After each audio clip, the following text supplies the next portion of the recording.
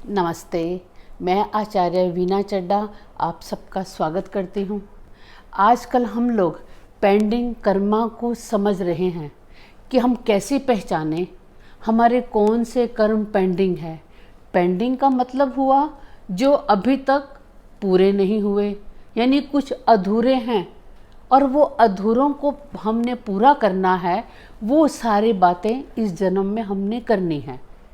हमने पिछले वीडियो में ये समझा था कि हमारा लगन, हमने क्या लगन लिया, हमने कौन से प्लैनेट किस किस घर में लिए, ये सब हमने ही चूज़ किया है। ये हमें किसी ने नहीं दिए। और वो हमने कैसे चूज़ किए हैं, वो हमने, हमारा बेस ये है कि जो हमारे काम रह गए थे उनको कैसे पूरा करना है, इसलिए हमको वो प्लैनेट मिले हैं।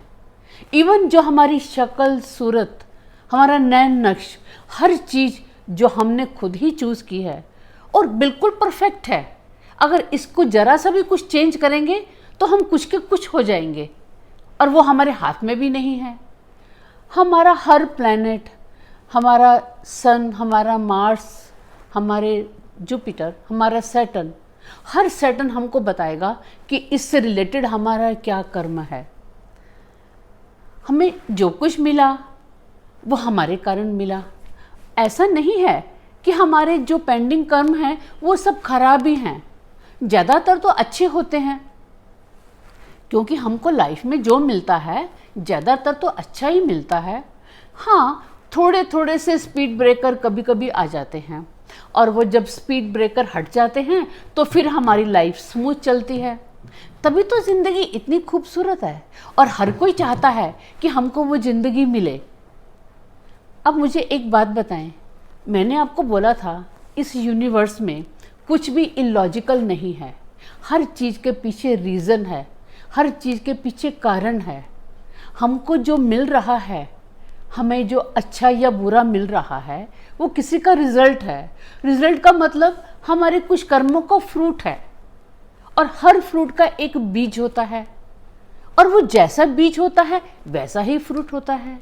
अब वो बीज क्या है, इस बीज को ही जानना है और जिस दिन हम जान लेंगे हम उसकी रेमेडी खुद ही कर लेंगे। उसी को ही समझना, हमें पेंडिंग कर्मा को समझना है। अब आप में से बहुत से लोग ऐसे होंगे जो कहेंगे हम तो पास्ट लाइफ को मानते ही नहीं, ना ही हम पिछले जन्म पे बिलीव करते हैं, ना ही हम अगले जन्म पे बिलीव करते हैं। ऐसे बहुत से लोग होंगे जो ये कहेंगे। ठीक है, अगर आप इसको नहीं मानते तो मत मानिए।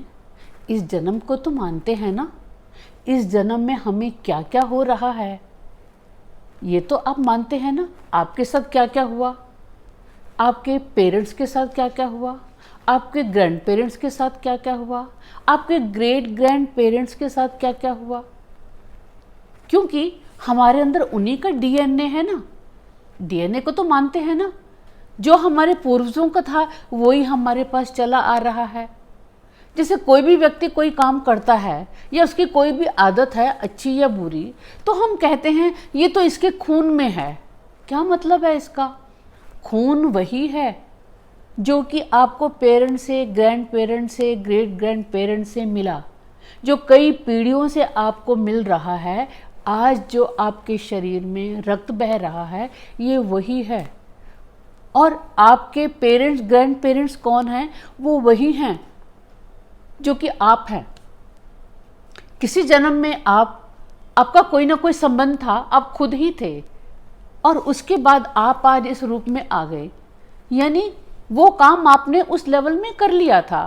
वो कोई भी पीढ़ी हो सकती है।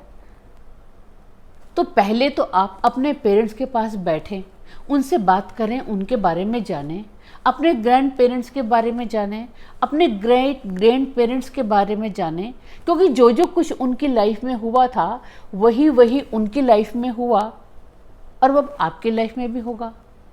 अब एक बात बताएं, जो आपको प्लैनेट मिले हैं वो आपके पैदा होने से पहले मिले हैं ना।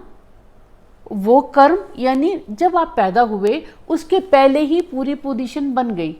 इसका मतलब वो काम आपके पैदा होने से पहले आपके पेरेंट्स ने किया और उसी तरह से आपके ग्रैंड पेरेंट्स ने किया और उसी तरह से आपके ग्रेट ग्रैंड पेरेंट्स ने किया।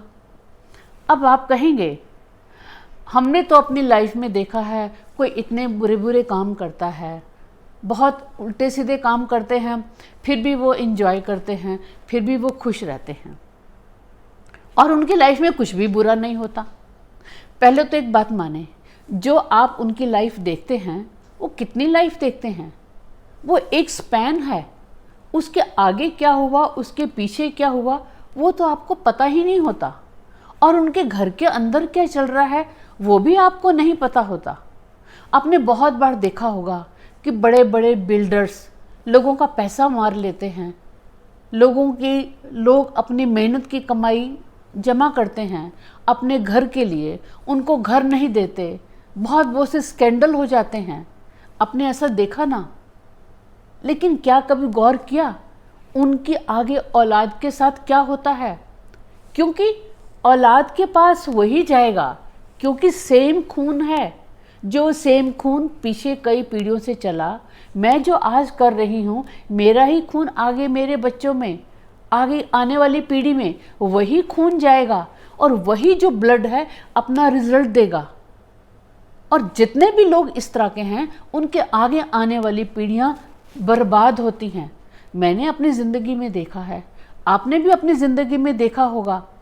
मुझको ये याद है, एज बैंकर जब मैं बहुत से लोगों को कोई लोन देती थी, कुछ काम करती थी, मेरे अपनी ज़िंदगी में एक ऐसी पार्टी आई जिसको बहुत बड़े अमाउंट का लोन दिया गया था, और उसकी मुझे जब डॉक्यूमेंटेशन करनी थी तो मुझे उसके घर जाना था।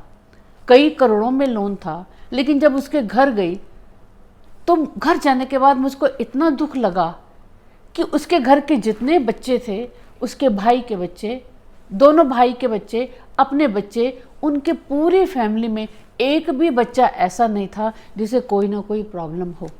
कोई बोल नहीं सकता था, कोई देख नहीं सकता था, कोई मेंटली रिटार्टेड था, यानी जितनी तरह की प्रॉब्लम हो सकती हैं सब उस खानदान में थी।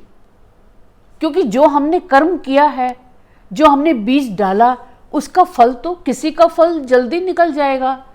कोई ऐसे हमारे फल होते हैं जो 12-12 साल के बाद रिजल्ट आता है, यानी उनका फल लेट निकलता है। उसी तरह से उसका ये होगा। अब आपने अपने पुराणों में, महाभारत में, रामायण में, सब में आपने कथाएं सुनी होंगी। उसमें आपने देखा होगा कि हमने क्या काम किया एक पीढ़ी ने और उसका रिजल्ट बच्चे भुगत रहे हैं। फिर हम कहते हैं बच्चे तो इनोसेंट है। बच्चे इनोसेंट कैसे हैं? बच्चे ही तो कई पीढ़ियों के पहले वही थे जिन्होंने वो काम किया था। तो अब हमने ये देखना है कि अपने प्लैनेट को देखकर, अपने हॉरोस्कोप को देखकर, मैं जो आपको टिप्स दूंगी, स्नैपशॉट दूंगी, उस स्नैपशॉट से आपको खुद ही पता चल जाएगा कि मैंने ये काम किया था, कि मुझे मार्स यहाँ मिला, सैटर्न यहाँ मिला, और अब मुझे क्या करना चाहिए ताकि जो मैंने पास्ट लाइफ में काम कर लिया है, जो गलत काम कर लिया है, वो मैं ना करूं। वही उससे आपका फल होगा। एक बात समझ लीजिए, नेचर कभी भी इनजस्टिस नहीं करती, हमेशा वो जस्टिस करती है। हमको एग्ज़ाम देते हैं, हमने आईएएस का एग्ज़ाम दिया, सीए दिया, कोई भी एंट्रेंस एग्ज़ाम दिया, हमको कई चांस मिलते हैं। पहले चांस में नहीं हुए, सेकंड में नहीं हुए, थर्ड में नहीं हुए, फोर्थ में नहीं हुए, हमको कई चांस अपीयर करने पड़ते हैं, हमको मौका दिया जाता है। उसी तरह से नेचर भी मौका देती है। आपने एक बार गलत काम कर दिया, उसके बाद अगली पीढ़ी में वो प्रॉब्लम दी कि शायद आप कुछ सुधर जाएंगे, नहीं हुआ, फिर अगली पीढ़ी में दे दी, फिर अगली पीढ़ी में दे दी, फिर हमको वर्तमान पीढ़ी में दे दी, शायद भाई अब कुछ हो जाए। क्योंकि जब तक जो हमने किया है वो हमारा रिड्रेसल नहीं होगा, हमारी बैलेंस शीट की एंट्री रिकनसाइल नहीं होगी, तब तक हमें बार बार जन्म लेना पड़ेगा और हमको वही प्लैनेट वैसे ही मिलेंगे, वही हमें तकलीफ देंगे। और इसीलिए बेटर ये है कि अगर हम समझ जाएं कि हमने क्या किया था, तो आज हम वो सब दे देते हैं, वो सब कर देते हैं, तो ये समझ लीजिए हमारी एंट्री रिवर्स हो गई। एक बात समझिए, जितने हॉरोस्कोप हैं उतनी स्टोरीज हैं। क्योंकि दुनिया में एक भी ऐसा हॉरोस्कोप नहीं जो दूसरे के साथ बिल्कुल मैच करता हो। हर हॉरोस्कोप दूसरे से फ़र्क है, हर प्लैनेट की कॉम्बिनेशन सबसे अलग है, यूनिक है। हर हॉरोस्कोप यूनिक है, हर व्यक्ति यूनिक है, हर व्यक्ति की जीवन की कहानी यूनिक है। तो मेरे अगले वीडियो में मैं एक एक करके हर प्लैनेट और हर हाउस के बारे में बताऊंगी, जिससे आपको पता चलेगा कि हमारा पेंडिंग कर्मा क्या बचा हुआ है। और अगर जिस दिन हमें पता चल जाएगा तो यकीन मानिए बहुत बड़ी शांति होती है कि जब ये पता चल जाता है कि हमने ये किया है। मेरे पेंडिंग कर्मा के कुछ वीडियोस आएंगे, मालूम नहीं कितने वीडियो बन पाएंगे, क्योंकि पेंडिंग कर्मा की बहुत लंबी स्टोरी है और आपने एक भी वीडियो को मिस नहीं करना है, क्योंकि हर प्लैनेट के बारे में बताया जाएगा।